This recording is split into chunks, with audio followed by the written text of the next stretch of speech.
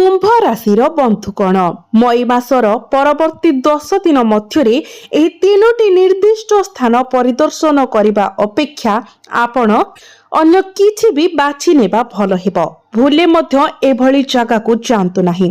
एक भयंकर विपद आपणक उपरे घोर होई रहिछि। शनि एक कठोर चेतावनी देउछंती। जदि जानतरे हेउ किंबा अजाणतरे आपण एही तीनोटी स्थान को प्रवेश करंती किंबा भूल बसतः सेठारे पाद दियंती तेबे अकाल मृत्युर आशंका आपणक उपरि झुली रहिबो। तेबे लक्ष्मी आपणक घर परित्याग करिबे। आपणकर सौभाग्य दुर्भाग्य रे परिणत हेबो। आपणकर जीवन एक जीवंत नरक होइजिबो। आपण आपणकर प्रतिदिनर खाद्य पाई मध्य लोभी होई रहिबे एवं निरंतर कष्टर सम्मुखीन होई द्वार द्वार बुलिबाको बाध्य हेबे। टंका आपणक हाथ रे रहिबो नाही बरं आपणकर समस्त धन नष्ट होइछिबो। डाक्तरखाना रे किंबा अन्य अनुपयुक्त स्थान रे नष्ट होइछिबो। आपणकर सुप्रतिष्ठित प्रयास गुड़िक संपूर्ण हेबार द्वार रे थिबा परि भांगी पड़िबो। आपण अनुभव करिवे जेपरि आपणक जीवन एक मंद दृष्टिर प्रभाव रे पड़िछि। तेनु एही परवर्ती 10 दिन मध्य रे एही तीनोटी स्थान परिदर्शन करिबार गुरुतर भूल करंतु नाही। भूले मध्य नुहे बंधुगण आपण विभिन्न प्रतिकार चेष्टा करि पारंती। आपण जणे ज्योतिष किंबा आध्यात्मिक गुरुंक ठारू अन्य जनक पाखकु बुलिबाकु जाई पारंती किंतु आपण एही असुविधारू मुक्ति पाइबे नाही। एही असुविधार प्रकृत मूल हेउछि जे जानतरे हेउ किंबा अजाणतरे आपण एही निर्दिष्ट स्थान रे पाद रखि पारंती एवं जेतेबेले आपणक पाद एही भूमि को स्पर्श करिवो आगामी 10 दिन मध्य आपणकर विनाश आरंभ होइछिबो। गोटिए परे गोटिए आपणक जीवन रे बड़ विपर्य आसीबा आरंभ हेबो। तेणु मई मासर आगामी 10 दिन मध्य एही तीनोटी स्थान केउठारु आपणकु जीवाकु एडाइबा उचित जेउठारे आपणकु पाद रखिबा उचित नुहे। एही वीडियो माध्यम रे मु आज आपणकु विस्तृत भाबरे सूचना प्रदान करिवि। एहा व्यतीत आपणक पई विपद बहुत बढ़ी जाउछि एवं एहार कारण हेउछि जे एही संपूर्ण मास मध्यरे आपण शनिकर प्रभाव रे रहिबे। राहु मध्य आपणक उपरे सतर्क नजर रखिबे। वर्तमान एही परिस्थिति रे जदि प्रतिकूल घटना घटे तेबे आपण एवं केवल आपण परिणाम पाई दायी रहिबे। जदि आपणर भूले मध्य एठारे पाद दियंती आपणको अत्यंत सतर्क रहिबाको पड़िबो।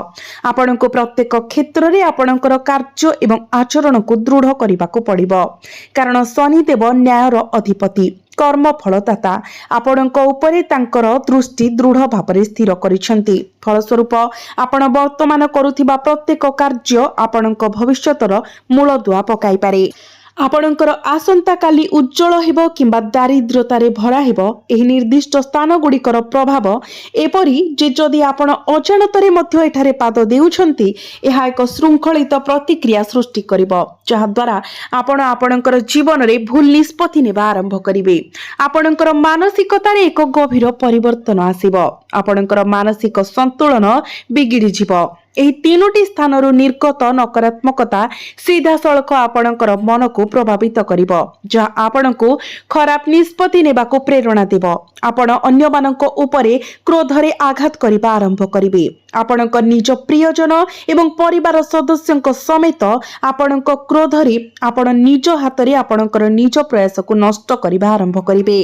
एहा व्यतीत आपणकर गुप्त शत्रु माने जे माने सब बेले आपणकर विनाश चाहुतिले सेमाने सेमानकर योजना रे सफल हेबे। सेमाने सेमानकर मंद उद्देश्य रे विजय हासिल करिवे। मु आपणक सहित एक तिक्त सत्य मध्य बांटिबाकु चाहे। जने निर्दिष्ट व्यक्ति अछंती जहांक सहित आपण प्रत्येक दिन आलोचना करूछंती खाद्य खाउछंती समय बिताउछंती एवं आपणकर गभीरतम गुप्त कथा मध्य बांटुछंती तथापि एही व्यक्तिଙ୍କ साथ आपणकर जीवन रे विष परि कार्य करूछि। एही व्यक्तिଙ୍କର प्रभाव जोगु आपण एपर्यंत आपणकर जीवन रे एपरि दुख एवं विनाश अनुभव करिछंती जहा आपणको अत्यंत सतर्कता अवलंबन करिबाकू पड़िबो कारण एही मास आपणकर जीवन रे अपार आनंद आनिबार प्रतिश्रुति देउछि। आपण अनेक गुरुत्वपूर्ण सुजोग पाइबे ଯାହା ଆପଣଙ୍କୁ ମହାନ ପ୍ରଗତି ଏବଂ ସଫଳତା ହାସଲ କରିବାରେ ସକ୍ଷମ କରିବ। ଯାହା ପାଇଁ ଆପଣ ଅନେକ ଦିନ ଧରି ଚାହିଁ ରହିଥିଲେ, ଯାହା ପାଇଁ ଆପଣ ବର୍ଷ ବର୍ଷ ଧରି ଅକ୍ଲାନ୍ତ ଭାବରେ ଚେଷ୍ଟା କରୁଥିଲେ, ଏହି ମାସରେ ଧନର ଦେବୀ ଲକ୍ଷ୍ମୀ ଏବଂ ଭଗବାନ ମହାଦେବ ଉଭୟଙ୍କର ଆଶୀର୍ବାଦ ଆପଣ ପାଇବେ। ତେଣୁ ଧନ ଆପଣଙ୍କର ଜୀବନରେ ଅନେକ ଦିଗରୁ ଆସିବାକୁ ଯାଉଛି। ଧନ ସହିତ ଖୁସି ମଧ୍ୟ ଆସିବ। ଏହି ମାସରେ ଆପଣଙ୍କର 7 ଜନ୍ମର ଦାରିଦ୍ର୍ୟତା ଦୂର କରିବାର ସମ୍ଭାବନା ଅଛି। କିନ୍ତୁ ଆପଣଙ୍କୁ କ'ଣ କରିବାକୁ ପଡ଼ିବ? ଆପଣଙ୍କୁ କେବଳ ଏହି 3ଟି ନିର୍ଦ୍ଦିଷ୍ଟ ସ୍ଥାନରୁ ଦୂରେଇ ରହିବାକୁ ପଡ଼ିବ। ଭୁଲେ ବି ଏହି ସ୍ଥାନରେ ପାଦ ରଖନ୍ତୁ ନାହିଁ, ନଚେତ୍ ବର୍ତ୍ତମାନ ଆପଣଙ୍କ ପାଖକୁ ଆସୁଥିବା ଧନର ଦେବୀ ମା ଲକ୍ଷ୍ମୀ ପଛକୁ ଫେରି ଚାଲିଯିବେ। ଯଦି ଆପଣ ଆଜିର ଭିଡ଼ିଓକୁ ସମ୍ପୂର୍ଣ୍ଣ ଭାବରେ ଦେଖନ୍ତି, ତେବେ ଆପଣ ପ୍ରତ୍ୟେକ ପ୍ରତିକୂଳତାରୁ ସୁରକ୍ଷିତ ରହିବେ ଏବଂ ସଫଳତା ଆପଣଙ୍କର ହାତ ମୁଠାକୁ ଆସିବ। କିନ୍ତୁ ଯଦି ଆପଣ ଅହଙ୍କାର ବଶତଃ ଏହି ଭିଡ଼ିଓକୁ ଅଣଦେଖା କରୁଛନ୍ତି, ତେବେ ଆପଣ କିଛି ବି ବୁଝିପାରିବେ ନାହିଁ ଏବଂ ଆପଣଙ୍କର ପତନ ଆରମ୍ଭ ହେବ। ତେଣୁ ଭିଡ଼ିଓଟିକୁ ଶେଷ ପର୍ଯ୍ୟନ୍ତ ଦେଖନ୍ତୁ ଏବଂ କମେଣ୍ଟ ବକ୍ସରେ ଭକ୍ତି ଏବଂ ଶ୍ରଦ୍ଧାର ସହିତ ଜୟ ବଜରଙ୍ଗବାଲି 3 ଥର ଲେଖନ୍ତୁ। ତେବେ ବନ୍ଧୁଗଣ, ଏହା ମଧ୍ୟ ଅତ୍ୟନ୍ତ ଗୁରୁତ୍ୱପୂର୍ଣ୍ଣ ଯେ ଆପଣ 3ଟି ନିର୍ଦ୍ଦିଷ୍ଟ ସ୍ଥାନ ବିଷୟରେ ସମ୍ପୂର୍ଣ୍ଣ ବୁଝିପାରିବେ, କାରଣ ଅନ୍ୟ କେହି ଆପଣଙ୍କୁ ଏହି ସବୁ ସ୍ଥାନ ବିଷୟରେ କହିବେ ନାହିଁ। ଆପଣଙ୍କର ଏହି ସମ୍ପର୍କୀୟମାନେ, ଏହି ବନ୍ଧୁମାନେ, ଆପଣ ନିଜର ବୋଲି ଭାବୁଥିବା ଏହି ଲୋକମାନେ ବାସ୍ତବରେ ଆପଣଙ୍କର ମଙ୍ଗଳ ଚାହାନ୍ତି ନାହିଁ। ସେମାନେ ଆପଣଙ୍କ ପ୍ରତି ଈର୍ଷା କରନ୍ତି, ଘୃଣା ରଖନ୍ତି। ସେମାନେ ଆପଣଙ୍କୁ ଆପଣଙ୍କ ପଥରୁ ହଟାଇବାକୁ ଚାହାନ୍ତି ଏବଂ ସବୁବେଳେ ଆପଣଙ୍କୁ ସେମାନଙ୍କ ଠାରୁ ନୀଚ ଦେଖିବାକୁ ଚାହାନ୍ତି। ଯେତେବେଳେ ଆପଣ ସେମାନଙ୍କୁ ଅତିକ୍ରମ କରନ୍ତି, ଯେତେବେଳେ ଆପଣ ସେମାନଙ୍କ ଠାରୁ ଉଚ୍ଚକୁ ଉଠନ୍ତି, ସେମାନେ ଗଭୀର ଭାବରେ ବିରକ୍ତି ଅନୁଭବ କରନ୍ତି। ଠିକ୍ ସେହି କାରଣରୁ ସେମାନେ ଚାହାନ୍ତି ଯେ ଆପଣ ସର୍ବଦା ସେମାନଙ୍କର ତଳେ ରୁହନ୍ତୁ, ସେମାନଙ୍କର ପାଦ ତଳେ। ସେଥିପାଇଁ କେହି ପ୍ରକୃତରେ ଆପଣଙ୍କର ଜୀବନରେ ଉନ୍ନତି ଦେଖିବାକୁ ଚାହାନ୍ତି ନାହିଁ। ଏବେ ମୁଁ ଏହି ସ୍ଥାନଗୁଡ଼ିକ ମଧ୍ୟରୁ ପ୍ରଥମ ସ୍ଥାନଟି ବିଷୟରେ କହିବାକୁ ଚାହୁଁଛି। ଧ୍ୟାନ ଦେଇ ଶୁଣନ୍ତୁ। ଆଗାମୀ 10 ଦିନ ମଧ୍ୟରେ ଆପଣ କଠୋର ଭାବରେ ଜଳାଶୟଗୁଡ଼ିକୁ ଏଡ଼ାଇବା ଉଚିତ। ତାହା ନଦୀ, ପୋଖରୀ କିମ୍ବା ଜଳପ୍ରପାତ ହେଉ, କାରଣ ଜ୍ୟୋତିଷ ଦୃଷ୍ଟିରୁ ରାହୁ ଏବଂ ମଙ୍ଗଳ ଉଭୟଙ୍କର ପ୍ରଭାବ ବର୍ତ୍ତମାନ ଆପଣଙ୍କ ଉପରେ ଭାରି ପଡ଼ିଛି। ଏହା ବ୍ୟତୀତ ମୃତ୍ୟୁର ଛାୟା ଆପଣଙ୍କ ଉପରେ ଘୋରି ହୋଇ ପଡ଼ୁଛି। ଯଦି ଆପଣ ନଦୀ, ପୋଖରୀ, ହ୍ରଦ କିମ୍ବା ଜଳପ୍ରପାତ ନିକଟକୁ ଯାଉଛନ୍ତି, ତେବେ ପରିଣାମ ଆପଣଙ୍କ ପାଇଁ ଗମ୍ଭୀର ହୋଇପାରେ, କାରଣ ଏହି ସ୍ଥାନଗୁଡ଼ିକ ପ୍ରାୟତଃ ଭ୍ରମଣକାରୀ ଅସ୍ଥିର ଶକ୍ତି ଦ୍ୱାରା ବାସ କରନ୍ତି। ଏଠାରେ ଏକ ବଡ଼ ଦୁର୍ଘଟଣା ଘଟିପାରେ। ଆଗାମୀ 10 ଦିନ ମଧ୍ୟରେ ଏହା ବିଶେଷ ଭାବରେ ଗୁରୁତ୍ୱପୂର୍ଣ୍ଣ। ଯଦି କୌଣସି ବନ୍ଧୁ କିମ୍ବା ସମ୍ପର୍କୀୟ ବାହାରକୁ ବୁଲିବାକୁ କିମ୍ବା ଦର୍ଶନୀୟ ସ୍ଥାନ ପରିଦର୍ଶନ କରିବାକୁ ଆପଣଙ୍କୁ କୁହନ୍ତି, ତେବେ ବିନମ୍ରତାର ସହିତ ପ୍ରତ୍ୟାଖ୍ୟାନ କରନ୍ତୁ। ଏହି 10 ଦିନର ଅବଧିରେ ଏପରି ସ୍ଥାନଗୁଡ଼ିକୁ ପରିଦର୍ଶନ କରିବାର ଭୁଲ କରନ୍ତୁ ନାହିଁ, ନଚେତ୍ ଆପଣଙ୍କ ପକ୍ଷରୁ ସାମାନ୍ୟ ଅସାବଧାନତାର ଏକ ମୁହୂର୍ତ୍ତ ଆପଣଙ୍କର ସମଗ୍ର ପରିବାର ପାଇଁ ବିନାଶକାରୀ ସାବ୍ୟସ୍ତ ହୋଇପାରେ, ଆପଣଙ୍କ ଜୀବନ ଉପରେ ଏକ ଗୁରୁତର ବିପଦ ଆଣିପାରେ। ଏବେ ପରବର୍ତ୍ତୀ ସ୍ଥାନଟି ବିଷୟରେ କଥା ହେବା। ଧ୍ୟାନ ଦେଇ ଶୁଣନ୍ତୁ। ବନ୍ଧୁମାନେ ଯେଉଁଠାରେ ଅତ୍ୟଧିକ ଝଗଡ଼ା ଏବଂ ମତଭେଦ ରହିଥାଏ କିମ୍ବା ଯେଉଁଠାରେ ନିରନ୍ତର ଦୁଃଖ ଏବଂ ହତାଶାର ପରିବେଶ ରହିଥାଏ, ସେହିଭଳି ପରିବାରକୁ ଯାଆନ୍ତୁ ନାହିଁ। ଭୁଲରେ ମଧ୍ୟ ଯେଉଁଠାରେ ଯୁକ୍ତିତର୍କ ଏବଂ ଦ୍ୱନ୍ଦ୍ୱ ପ୍ରତ୍ୟେକ ଦିନ ଘଟୁଛି, ଏହା ଏକ ତିକ୍ତ ସତ୍ୟ ପରି ଶୁଭିପାରେ, କିନ୍ତୁ ଏହା ସମ୍ପୂର୍ଣ୍ଣ ଭାବରେ ଜରୁରୀ। ଯଦି ଆପଣ ଏହି ପରାମର୍ଶକୁ ପାଳନ କରନ୍ତି, ତେବେ ଆପଣ ଆପଣଙ୍କର ଜୀବନରେ ରକ୍ଷା ପାଇପାରିବେ, ଆପଣଙ୍କ ଘରକୁ ସୁରକ୍ଷା ଦେଇପାରିବେ ଏବଂ ଆପଣଙ୍କର ଆର୍ଥିକ ସ୍ଥିରତାକୁ ବଜାୟ ରଖିପାରିବେ। ବିପରୀତ ଭାବରେ ଯଦି ଆପଣ ଏହି ବିଷୟକୁ ହାଲୁକା ଭାବରେ ନିଅନ୍ତି, ତେବେ ବୁଝନ୍ତୁ ଯେ ପ୍ରତିକୂଳ ପ୍ରଭାବ ସୂକ୍ଷ୍ମ ଭାବରେ ଆରମ୍ଭ ହେବ। ଯେତେବେଳେ ଆପଣ ଅନୁଭବ କରିବେ ଯେ କିଛି ଘଟୁଛି, ସେତେବେଳେ ବହୁତ ଡେରି ହୋଇଯାଇଥିବ। ବନ୍ଧୁଗଣ, ଆପଣ କେବେ ଲକ୍ଷ୍ୟ କରିଛନ୍ତି କି ଆପଣ କିଛି ଘରେ ପାଦ ଦେବା ମାତ୍ରେ ଆପଣଙ୍କର ହୃଦୟ ଭାରି ଅନୁଭବ କାହିଁକି ହୁଏ? ଆମେ ହଠାତ୍ କାହିଁକି ଅନ୍ତର୍ନିହିତ ହତାଶା ଅନୁଭବ କରୁ? କାହିଁକି ଆମର ହୃଦୟ ଚିନ୍ତାରେ ଦୌଡ଼ିବାକୁ ଆରମ୍ଭ କରେ? ଏକ ଶବ୍ଦ ମଧ୍ୟ ନ କହି ଏପରି ସ୍ଥାନରୁ ଫେରିବା ମାତ୍ରେ ଆମ ନିଜ ଘରେ ଦ୍ୱନ୍ଦ୍ୱ ଏବଂ ଯୁକ୍ତି କାହିଁକି ସୃଷ୍ଟି ହୁଏ? ଏପରି ସ୍ଥାନରୁ ଆସିବା ପରେ ଆମେ ପ୍ରାୟତଃ ଆର୍ଥିକ ସଙ୍କଟର ସମ୍ମୁଖୀନ ହେଉ, ଆମେ ଅସୁସ୍ଥ ହୋଇଯାଉ ଏବଂ ଆମ ନିଜ ପରିବାରର ସଦସ୍ୟମାନେ ମଧ୍ୟ କୌଣସି ନା କୌଣସି ରୋଗରେ ପୀଡ଼ିତ ହେବା ଆରମ୍ଭ କରନ୍ତି। एपरी घटना घटे केतेक समय आमर कार्यक्षेत्र में आमर चेष्टा एवं प्रकल्प गुड़िक विपर्यस्त होगाकू लगे आमर संपर्क रे तिक्तता आसी थाए यह एक भ्रम नुहे यह सब शक्तिर खेल जानतरे हेउ अथवा अजाणतरे आपण कोनोसी संपर्कीय पड़ोशी किंबा बंधु को भेटिबाकू जाई पारंती किंतु सही स्थान रे उपस्थित शक्ति आपणकर निजस्व शक्ति को संपूर्ण भाव में शुष्क कर दिए प्रभावशाली भाव में आपणकर सकारात्मक आभा को ग्रहण करे आज मु आपणको एक स्पष्ट चेतावनी देउछि कौनसी परिस्थिति रे आपण सही संपर्कीय किंबा पड़ोशी घर को जीवा उचित नुहे जोठारे दुख हताशा विवाद निरंतर कांदणा किंबा नित्य दैनंदिन कलह देखा जाउची एपरी स्थान को जातु नहीं कारण एपरी घरे केवल सही लोक माने बास करती नहीं बरं नकारात्मक शक्ति मध्य सेठारे बास करे जेतेबेले कोनसी घरे प्रत्येक दिन झगड़ा चली थाए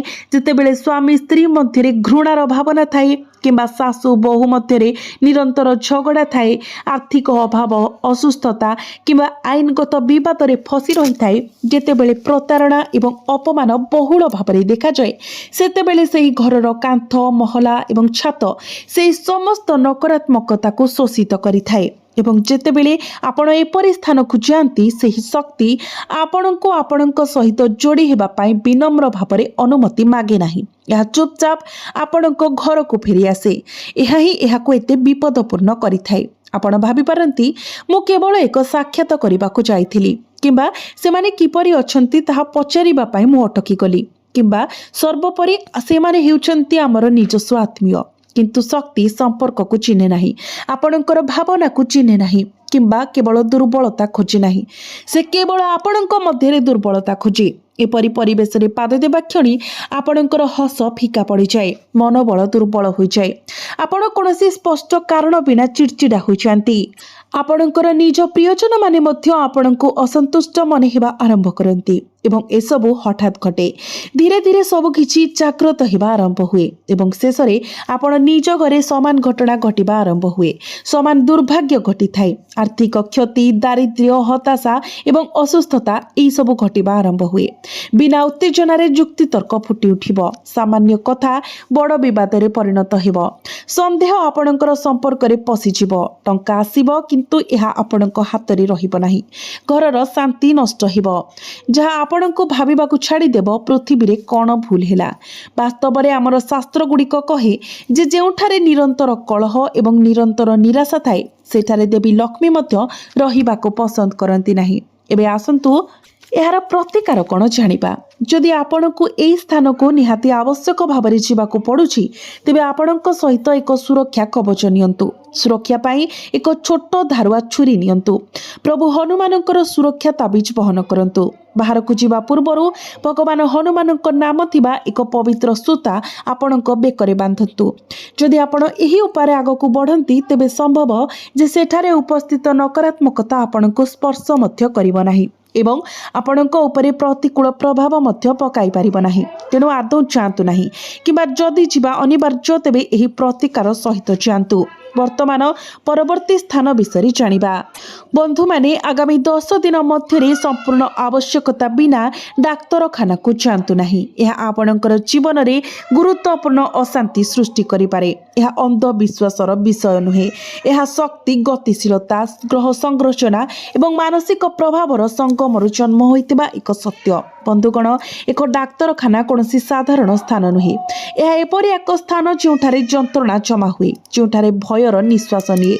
जोठारे चिंता कांथ गुड़ी को व्यापी जाए एवं जोठारे आशा एवं निराशा निरंतर धक्का हुए अनेक लोक डाक्तरखाना रे मृत्यु वरण करती अनेक सेठारे निजर जीवन हराउछंती वास्तव में अनेकंक पाई पृथ्वी रे सेमानकर शेष मुहूर्त गुड़िक एक डाक्तरखानार परिसर रे मध्य बीती जाए यह व्यतीत डाक्तरखाना रे अनेक लोक निरंतर जंत्रणा रे आर्तनाद करुछंती तेबे कल्पना करंतु एक डाक्तरखाना भितरे केते परिमाणर नकारात्मक शक्ति रहिथिबो सेथिपाई एही 10 दिन मध्य कौनसी वैध कारण बिना डाक्तरखाना को जातु नाही कारण राहुर प्रभाव वर्तमान आपणक उपरे घुरी बुलुछि ଖୋଲୁଛି।